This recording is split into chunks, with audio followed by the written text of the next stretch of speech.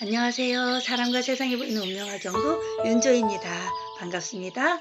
오늘의 주제는 바람을 피는 사람들의 사주적 특성을 한번 보여드릴 거예요. 한번 궁금하시죠? 여러분들은 어떤 성향을 가졌는지 한번 꼭 확인해 보세요. 저는 오늘 수업을 통해 큰 틀의 주제로 행복한 가족 만들기 프로젝트라고 이름을 붙였습니다. 사실 남편의 바람, 또 요즘에는 부인의 바람, 이렇게 배우자들의 바람으로 굉장히 마음고생을 하는 분들이 많이 있습니다. 제가 상담하면서도 많이 겪게 돼요. 동서고금을 막론하고 우리가 살면서 과거엔 60평생, 지금 앞으로는 120평생을 두 갑자의 세대를 살게 되는데 한 사람만 사랑하다가 죽는다는 확률은 거의 0.00 이렇게 되지 않을까요? 퍼센트적으로 그래요. 제가 볼 땐. 왜 그러냐면 대운이 변하는 시기가 있어요. 그죠? 60갑자 중에서도 대운이 20년마다 한 번씩, 또는 그 토의 대운까지 하면 크게 보아서 또 30년마다 이렇게 큰 변화를 갖게 됩니다. 그래서 100년을 살 동안 20년씩 대운의 흐름이 변하고 그 간지에 또 변하는 그 시점이 있거든요. 그 시점까지 다 따져보면 본인에게 분명히 한 번쯤은 도화살의 기운이, 한 번쯤은 이성을 만나는 기운이 다 오게 되어 있습니다. 그런 시기를 어떻게 지혜롭게 이겨낼 수 있고 배우자에게 상처 주지 않고 또 집착하지 않고 서로 지혜롭게 넘어갈 수 있는지 한번 연구해 보기 시작했어요. 그 중에서 이석영 선생님의 글 투명가의 구절 하나를 읽어드릴게요. 자, 한글로 썼어요. 이해해 주세요. 일시와 시지, 그러니까 일과 시의 지지예요. 거기에 함지살이라는 것은 도화살이라고 생각하시면 돼요. 일지와 시지의 함지살을 가진 사람은 동쪽에서 밥 먹고 서쪽에서 자다 보니 작첩이 있다. 이게 오타예요. 작첩이 있다. 첩을 둔다. 이런 뜻이었어요. 그리고 시지의 간지, 그죠? 시간의 도화살을 가진 사람은 야외에 핀 꽃이라. 그래서 행화촌이 어디냐면 약간 술집, 작부들이 있는 곳 있죠. 거기에서 정을 맺더라. 이거를 그 1960년대, 70년대에 투명가를 연구하셨던 사주학자였던 그분은 이렇게 찾아내셨습니다. 이거 말고도 여러 가지가 있는데 참 재밌는 이론이에요. 그죠? 그러니까 일지와 시지에 아무튼 그 도화살이 있다면 아무튼 수상하다. 작첩을 둘 수 있다. 이런 거죠. 근데 저는 여기서 이렇게 찾아보았습니다. 자, 여러 가지가 있는데 역마살을 가지고 있어서 거기에 관살이 혼잡된 사주들. 그런 사주들이 아무래도 집을 떠도는 걸 좋아하다 보니까 밖에 나가서 혼잡된 관살로 인해서 여러 사건들을 경험하게 되고 그 신창원 같은 그런 경우의 사주들이 그렇겠죠. 그리고 제다신약사주, 아주 전형적인 제다신약사주나 비겁이 과다한 사주, 특히 천간의 비겁이 과다한 경우에는 이렇게 말들을 합니다. 일간과 월간에 이렇게 간목과 간목이 이렇게 비견이 같이 있거나 간목과 을목이 이렇게 있을 경우, 이렇게 비겁이 과다하다 해요. 겁재가 과다한 거죠. 그런 것과 제다신약사주를 말합니다. 제다신약사주 여러분들도 너무 잘 알 텐데 그것은 또 따로 강의를 하도록 하고요. 특히 부인 말을 정말 잘 들어야 합니다. 특히 또 제다신약사주는 악처를 만나는 1등 공신이에요.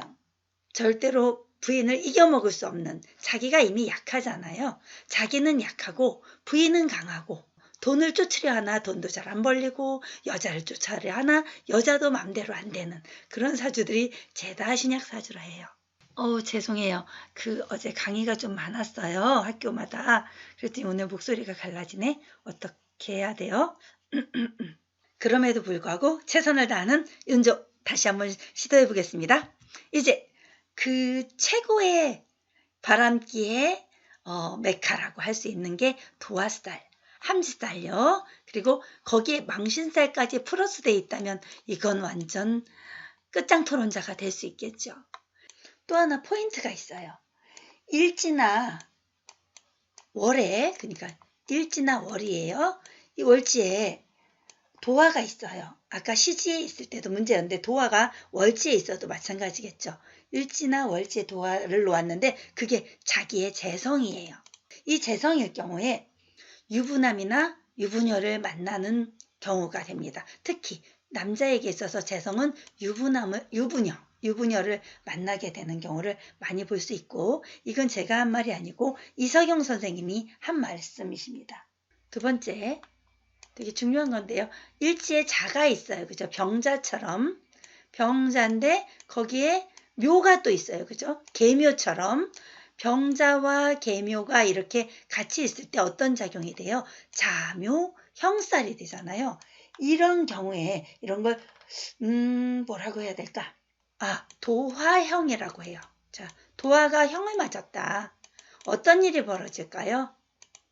자, 눈치채셨죠? 도화가 형살을 맞았으니 애인을 만나다가 문서운에서도, 아니면 예전에는 왜 그 바람 피다 걸리면 감옥 가는 거, 그런 것도 있었어요. 그죠? 그리고 세 번째, 곤랑도화라고 해요. 곤란하다 할 때 곤랑도화. 곤랑도화는요, 천간에 합이 들어요. 이렇게 병신합수 이렇게 되겠죠. 병과 신이 합수가 되는데 지지는 깨져요. 형살을 맞는 경우 이렇게 곤랑도화라고 해요. 또 갑기합토도 마찬가지겠죠. 갑과 기가 합이 되는데, 천간은 합이 되는데 지지는 뭐 사신형살을 맞는다던가 이렇게 되겠죠. 아니면 병신합수도 드는데 그 지지에는 자묘형살을 맞는다던가 이런 식이 되는 거예요. 이게 곤랑도화. 이렇게 기본적인 도화형도 문제인데, 이렇게 곤랑도화, 천간에 합이 드니까 아무래도 정신적인 합이 된단 말이에요. 그 사람들은 정신적인 합이 들다 보니까 육체적인 거에서 확 빠지게 되고, 그런데 알고 봤더니 형살이 들었네?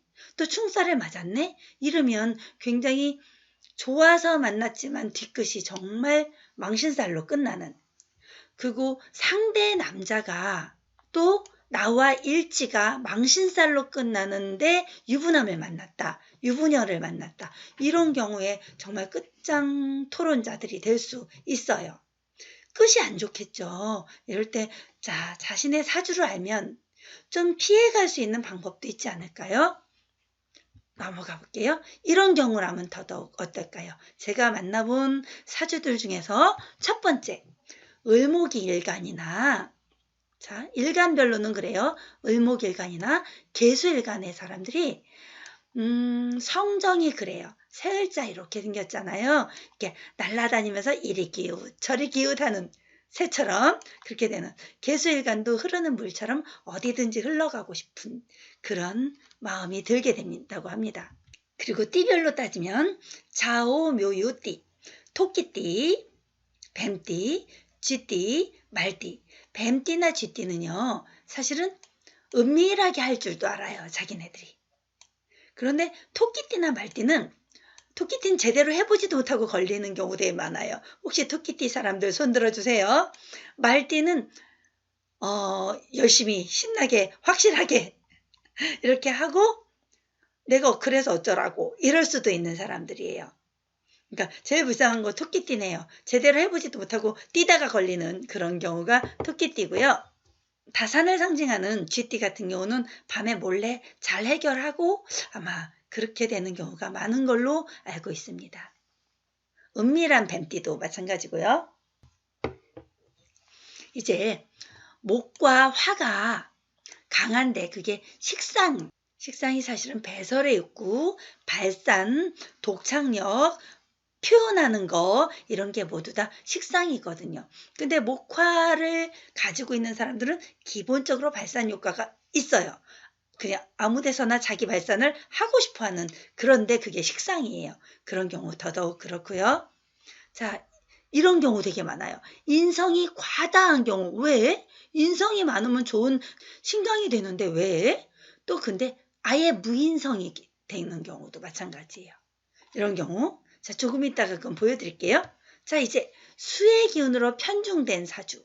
이런 경우도 편중돼 있다 보니까 어떤 기운이 딱 맞물렸을 때 그때 자기 자신을 조절할 능력이 없어지는 거예요. 여기서 또 하나 중요한 게 있어요. 정제가 도화예요. 예를 들면 정제라는 건 나에게 사길신이잖아요. 정제가 도화일 때 첩으로 인해서 돈도 벌고 자랑질을 하게 될 수 있다고 해요.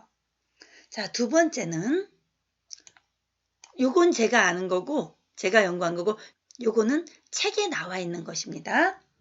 자, 두 번째는 사주 도화가요.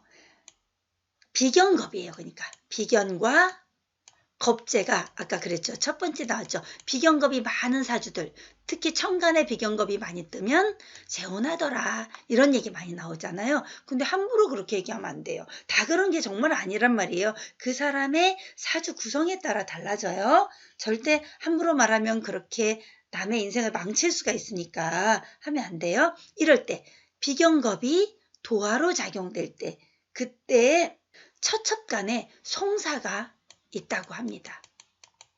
그렇게 되면 집안이 막 풍비박산나고 그러겠죠. 그러니까 겁재가 본부인 정제를 겁탈하는 그런 역할을 해주러 온단 말이에요. 그러니까 이 정제가 가만히 있지 않겠죠. 정제가 신강하면 신강할수록 한 방 먹여줄 수 있는 기운을 갖게 될 거예요.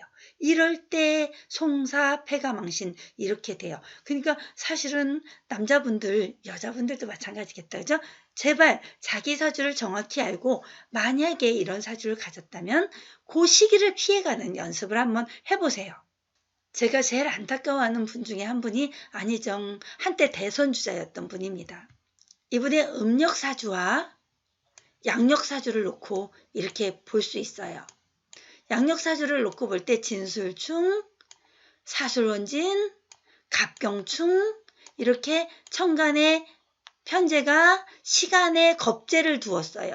이런 경우도 뒤늦게 자꾸 작첩을 할 수 있다. 아까 우리 그 이석영 선생님 글에 나왔었잖아요. 그게 정확하게 뜨는 거예요.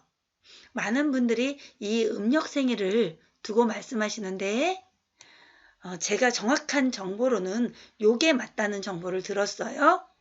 이 사주를 가지고 어떻게 그 자리까지 올라가셨을까 굉장히 참 궁금했었거든요. 그런데 이분이 한때 감옥도 가고 그러셨잖아요. 아마 노무현 대통령의 어떤 뒷일을 봐주시다가 그랬다는 낭설도 있는데 그게 낭설일지 어쩔지 모르겠어요. 근데 요때 진술충으로 깨지는 요 대운에 또 요때 마찬가지다. 요게 12월 말에 아마 이런 일이 있었을 텐데 2018년이 되기 바로 전에 이렇게 충을 맞는 그 시기에 아마 어려움이 있었을 거예요. 또 한 번 이분이 감옥 가는 그런 시기를 쫙 찾아보면 아무래도 술년 그때 그런 일이 있지 않았을까. 최소한 진술충미년에 그런 일이 있었을 거예요. 이분을 직접 아는 분이 있다면 한번 저에게 소개를 시켜주세요. 한 번쯤은 제가 만나보면 이걸 전체를 풀어드리고 싶습니다. 또 하나는 인성과다가 그런 작용을 해줄 수 있다고 했잖아요. 아까 그 텍스트를 한번 봐주세요. 그때 인성과다가 그런 역할을 해주는데 또 놀라운 사실.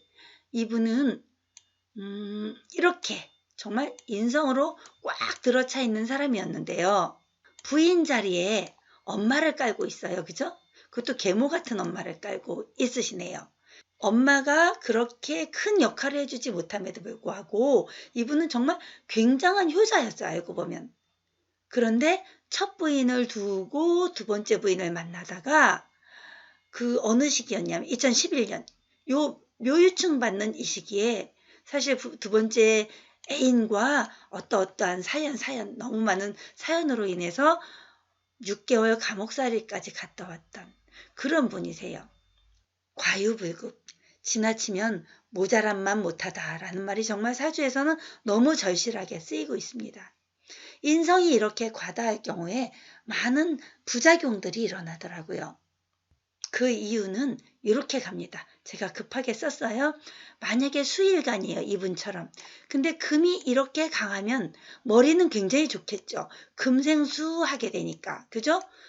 금수쌍청을 이룰 수 있는데 또 금이 너무 많아서 그 또한 다 폐가 될 수 있어요. 근데 이 강해진 수가 비경겁이 강하면 그 또한 쟤를 너무 심하게 극하게 되는 거잖아요. 그래서 이 사람은 부인을 아끼는 사주라기보다는 부인을 아낀다기보다는 아끼기 전에 극하는 사주가 너무 강하게 작용이 되는 거예요. 그게 인성과다, 비겁과다. 그래서 군겁쟁제형까지.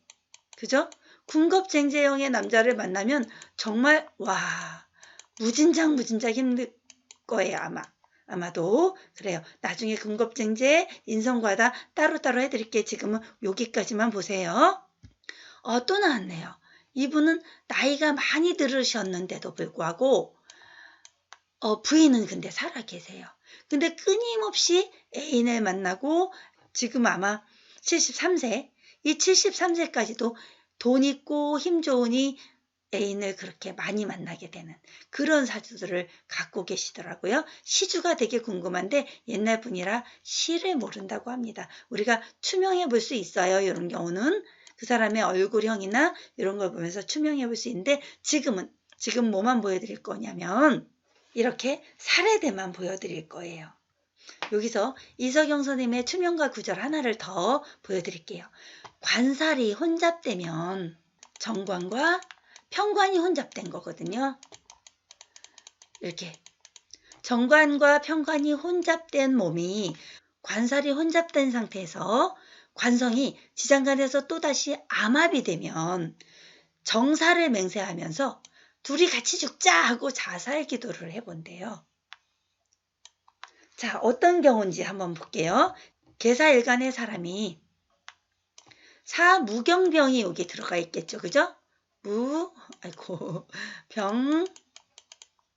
경이 들어있을, 무병경이 있어요. 이때 무계합화 이런 걸 암합이라고 하거든요.